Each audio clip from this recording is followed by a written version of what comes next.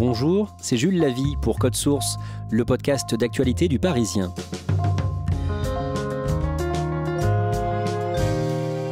Au XIXe siècle, le chimiste Louis Pasteur a dû ferrailler contre des anti-vaccins quand il a mis au point le vaccin contre la rage. Face à lui, une coalition hétéroclite de médecins, de complotistes et de défenseurs des animaux. Un épisode rappelé dans Le Parisien le 3 janvier par Charles de Saint-Sauveur, journaliste de la cellule Récit du Parisien, nouvellement créée en ce début d'année.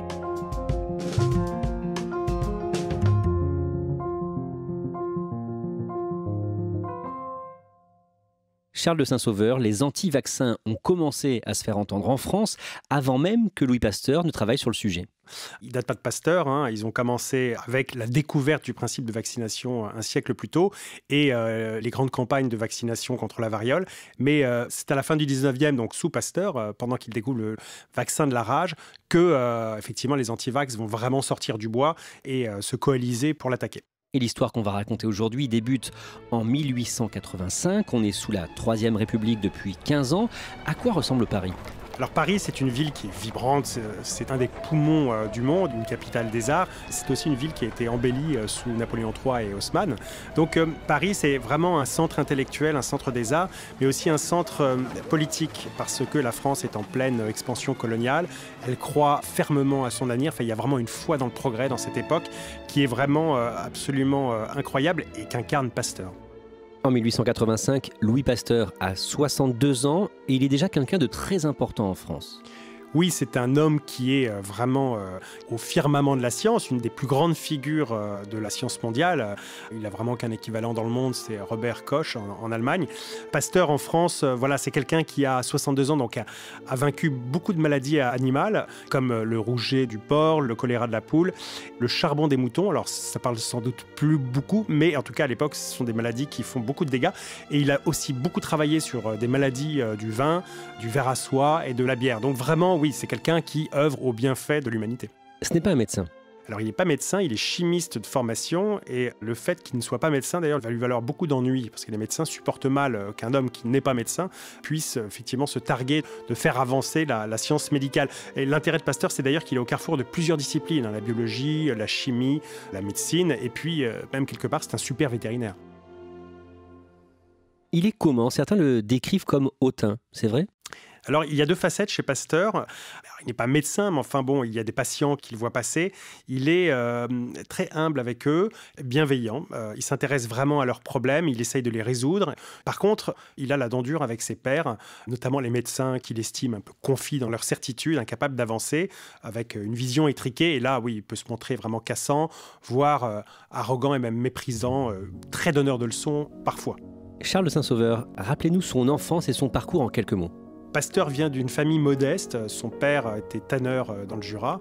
C'est un brillant élève, évidemment, qui fait ses études à Besançon au lycée. Alors, très curieusement, et c'est la première surprise, il réussit son bac littéraire, mais il rate son bac scientifique. Et la seconde surprise, c'est que son premier talent, c'est pas la chimie ou la biologie, c'est il sait très très bien peindre. Il va croquer à peu près toute sa famille avec des très beaux dessins. On pouvait lui prédire une carrière de peintre. Il n'est pas épargné par la vie. Avec son épouse Marie, ils ont 5 enfants. Mais cette année-là, en 1885 donc, il en a déjà perdu 3. Il a perdu 3 filles, et pas à 6 mois. Ce n'est pas des morts de nourrissons qui sont malheureusement fréquentes à ce moment-là. Sa fille Jeanne est morte à 9 ans. Il a une fille qui s'appelle Cécile aussi, qui meurt à 13 ans, je crois. Et puis une autre, Camille, qui meurt à 2 ans. Donc il a 5 enfants. 2 seulement survivent. Alors vous allez nous rappeler comment Louis Pasteur va découvrir le vaccin contre la rage. Une précision d'abord, ce n'est pas lui qui invente le principe de la vaccination. Dans le principe de la vaccination, en fait, il est très ancien. C'est ce qu'on appelle le principe de la variolisation. Il date même d'avant Jésus-Christ, en Asie mineure, et puis même aux confins de l'Afrique. En fait, le principe, c'est l'inoculation d'un germe infecté pour le transmettre à des jeunes patients, enfin des enfants, et les empêcher de contracter la variole. Alors ça, c'est au XVIIIe siècle que l'Europe le découvre, par l'entremise d'une dame qui s'appelle Lady Montagu, qui est l'épouse de l'ambassadeur britannique à la cour de Constantinople. Et elle ramène l'idée en Europe. qui se diffuse. Les gens font varioliser leurs enfants, mais c'est vraiment à très petite échelle dans certains milieux. Et puis ensuite, il y a un médecin anglais, alors il n'est pas français, il s'appelle Edward Jenner, qui découvre donc le principe de la variolisation et décide d'en faire un vaccin, c'est-à-dire de mettre la science sur quelque chose qui est très empirique. Donc Edward Jenner, en 1796, va prendre un jeune garçon de ferme, enfin le fils de son jardinier, et l'utiliser un petit peu comme cobaye, c'est-à-dire qu'il lui transmet le virus de la variole de la vache, qui est une forme atténuée de la variole.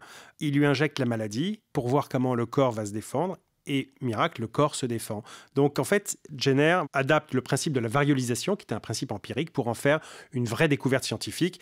Il invente le vaccin du mot latin vacca, qui veut dire vache. En 1885, Louis Pasteur travaille depuis plus d'1 an sur un vaccin contre la rage. La rage fait beaucoup de dégâts en France ? Alors la rage, c'est pas du tout la maladie la plus mortelle. Le plus grand tueur de l'humanité, c'est la variole, puis suivi du choléra, de la peste, du typhus. Enfin, il y a beaucoup de maladies qui sont des vrais fléaux de l'humanité, qui frappent régulièrement. Alors la rage ne fait pas partie de cela. Elle tue quelques milliers de personnes en France chaque année, mais enfin, c'est quand même déjà ça. Mais surtout, elle inspire une énorme crainte. En fait, c'est un petit peu comme la peur du loup, la rage.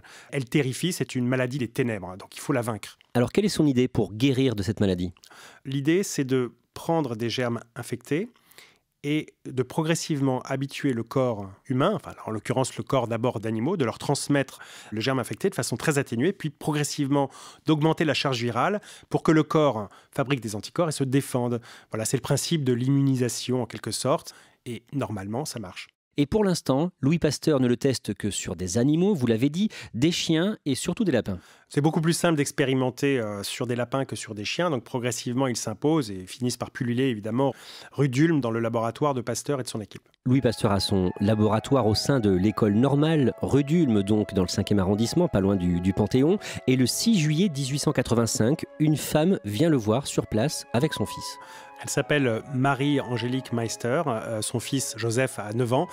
Il a été mordu 2 jours plus tôt dans son village de Maisongoutte. En fait, c'est le fils du boulanger. Il allait chercher de la levure pour son père. Et puis, il a été attaqué par un chien qu'il connaissait d'ailleurs très bien et qui, visiblement, donc, avait la rage. Immédiatement, la mère de Joseph file à Paris à la recherche de ce savant dont on dit qu'il est en train de travailler sur la rage. Elle cherche vraiment une issue parce qu'elle sait que la rage est mortelle quasiment à tous les coups dès qu'on est mordu.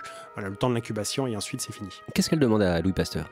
Elle le supplie, elle se met à genoux, elle sanglote, elle dit « Sauvez mon fils, sauvez mon petit ». Pasteur est évidemment désemparé face au désarroi de cette femme. Qu'est-ce qu'il peut faire lui ?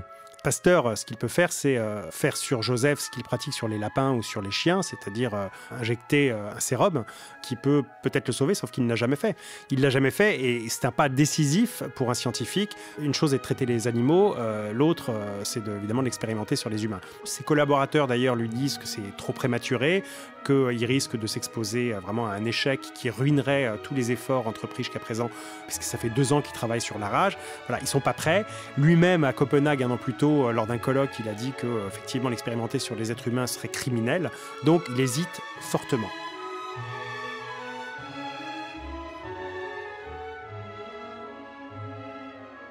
Il se tourmente beaucoup, toute la journée. Marie-Angélique Meister et son fils sont venus le matin. Et puis, il sent que c'est peut-être le moment de sauter le pas, de franchir le Rubicon. Et à 8 heures, il s'est décidé. Le petit Joseph va être piqué donc, au ventre. Pas par lui, puisqu'il n'a pas le droit, il n'est pas médecin. Il demande à son ami et collaborateur, le docteur Ganchet, de le faire. Et puis il attend. Que se passe-t-il ? Il n'endort plus, il fait des grosses insomnies, il perd l'appétit et il finit par s'éloigner même de Paris parce qu'il a besoin de s'aérer la tête. Alors il prend des nouvelles tous les jours par écrit auprès de ses collaborateurs. Il le confie donc au médecin qui a piqué le petit Joseph. D'ailleurs tous les jours Joseph est piqué. Il a à peu près 13 inoculations contenant de plus en plus de charges virales. Et ce processus d'inoculation va durer 10 jours. Et au bout de 10 jours, Louis Pasteur a la réponse. Ça marche. Le petit Joseph se porte à merveille, il a de l'appétit, il va bien, il joue. Tout le monde le décrit comme guéri. La rage n'a pas fait son œuvre et il est sauvé.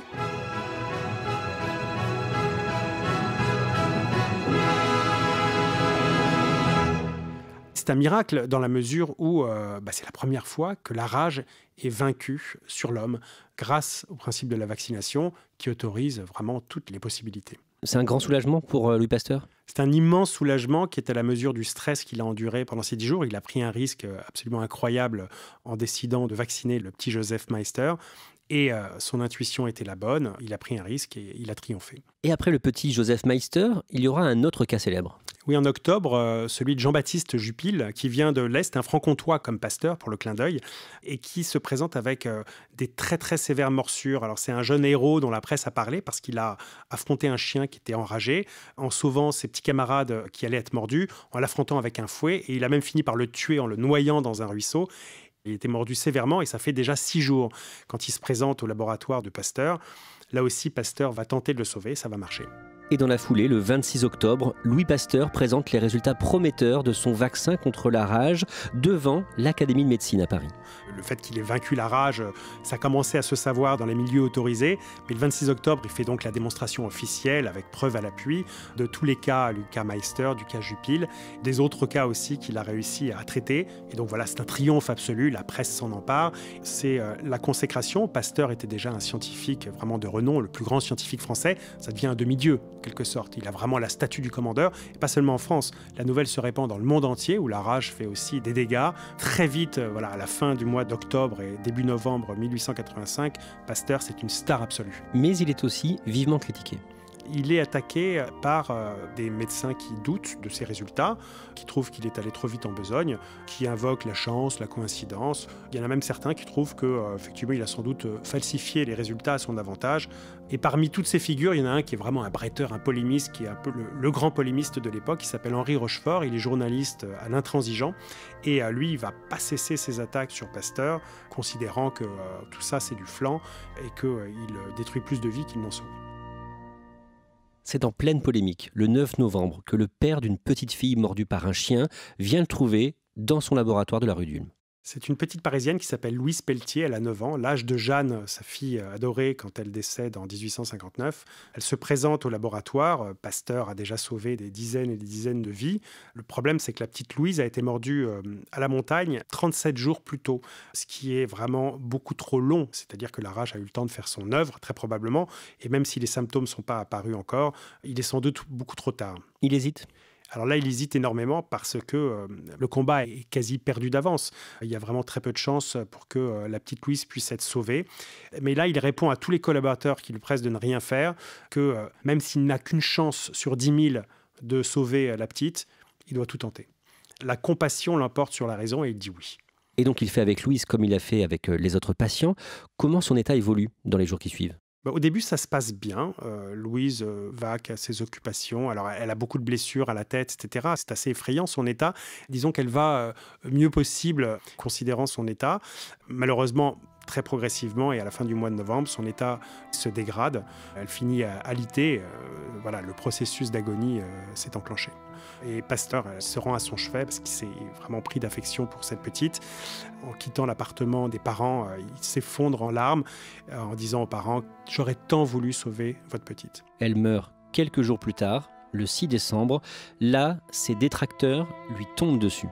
Oui, c'est l'occasion que ses adversaires attendaient, il ne faut pas espérer, pour vraiment déboulonner la statue Pasteur. La mort de Louise Pelletier leur offre cette occasion un peu inespérée. L'année suivante, le 26 juillet 1886, ses opposants se rassemblent à Paris, dans la mairie du 4e arrondissement. Décrivez-nous un peu cette assemblée, il y a des gens très différents qui sont là.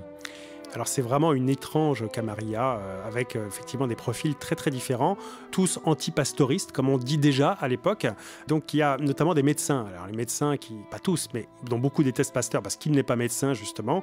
Il y a aussi des ligues anti-vivisection, donc ce sont des égéries de la défense de la cause animale qui ne supportent pas le massacre des lapins, comme ils disent dans son laboratoire de la rue d'Ulm.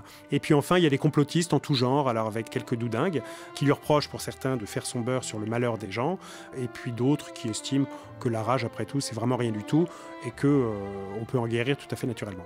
C'est le principe du vaccin aussi qui les gêne ? Oui, bien sûr, le principe du vaccin. Alors, ils n'ont pas attendu Pasteur pour être gênés. Ça a commencé dès les débuts du vaccin contre la variole, notamment l'obligation qui était faite, par exemple en Angleterre, de vacciner les gens. Il y a une grosse méfiance, notamment des méfiances religieuses, parce que inoculer le mal pour essayer de faire le bien, c'est pas facile à accepter dans les mentalités. Dans les mois qui suivent, les anti-vaccins continuent de le harceler malgré ses succès reconnus et la grande confrontation a lieu l'été suivant, le mercredi 6 juillet 1887, à Paris, à l'Académie de médecine. Pasteur, ce jour-là, est très fatigué, diminué. C'est un homme qui a 64 ou 65 ans, mais il veut quand même y aller parce qu'il sait qu'il a raison. Et il affronte ce jour-là Michel Peter, le professeur Michel Peter, qui est un de ses adversaires les plus acharnés. Alors, c'est pas n'importe qui, c'est vraiment le médecin le plus connu de Paris, vraiment une star aussi dans son domaine. Michel Peter prend le premier la parole, déclarant que en fait, Pasteur, avec son vaccin, a causé plus de morts qu'il n'a sauvé de vie. Pasteur rétorque en disant qu'il s'agit là d'une parole cliniquement incompétente. Voilà un peu son arrogance naturelle dès qu'il s'agit d'étrier ses adversaires. Et donc voilà, la confrontation a lieu. Elle laisse quand même assez peu de doute sur son issue. Justement, qui gagne cette confrontation ? Clairement, c'est Pasteur qui gagne. C'est une victoire par KO. La fin du match, d'ailleurs, est sifflée par le célèbre professeur Charcot. C'est le neurologue de la Pitié qui déclare la chose suivante. L'inventeur de la vaccination anti-rabique peut aujourd'hui, plus que jamais, marcher la tête haute et poursuivre désormais l'accomplissement de sa tâche glorieuse sans s'en laisser détourner par les murmures insidieux du dénigrement. Là, on voit le tacle à Michel Peter, qui se fait d'ailleurs le lendemain étrier par la presse, quasiment crucifié. Charles de Saint-Sauveur. À la même période, Louis Pasteur lance une souscription internationale pour fonder l'Institut Pasteur, qui existe encore aujourd'hui. Pasteur lance cette souscription qui marche vraiment du tonnerre puisque les fonds affluent. Il faut savoir que dès lors qu'il a traité le petit Joseph Meister, puis ensuite Jean-Baptiste Duphil, les malades se sont précipités rue d'Ulm. Donc là, on n'est plus dans l'artisanat, il faut traiter à l'échelle industrielle. Il y a même des malades qui viennent de Russie, des États-Unis. Tout ça est abondamment commenté par la presse. Donc voilà, il faut passer à l'étape suivante qui est celle de la grande échelle. Et pour ça, les locaux de la rue d'Ulm ne suffisent pas. Il lui faut un institut qui va porter son nom, où il va s'installer et finir ses jours. C'est l'Institut Pasteur, donc sur la plaine de Vaugirard. Les locaux sont trouvés. Et pour la petite histoire d'ailleurs, ce qui est très amusant, c'est que les deux gardiens de l'Institut, ce sera Joseph Meister et Jean-Baptiste Duphil. Les deux premiers patients sauvés de la rage par Louis Pasteur. Charles de Saint-Sauveur, à sa mort en 1895, à 72 ans, il reçoit des obsèques nationales, son corps, embaumé, est déposé dans une crypte de l'Institut Pasteur et parmi les nombreux hommages, il y aura celui du père de la fillette qui n'a pas pu être sauvée, elle, Louise Pelletier. Que dit cet homme ? Au tournant du siècle, le père de Louise se confie au gendre de Pasteur, qui est mort quelques années plus tôt.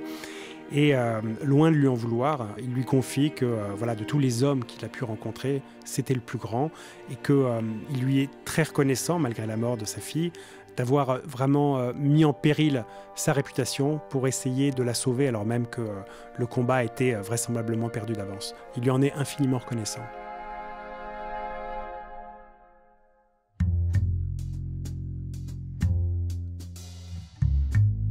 Merci à Charles de Saint-Sauveur.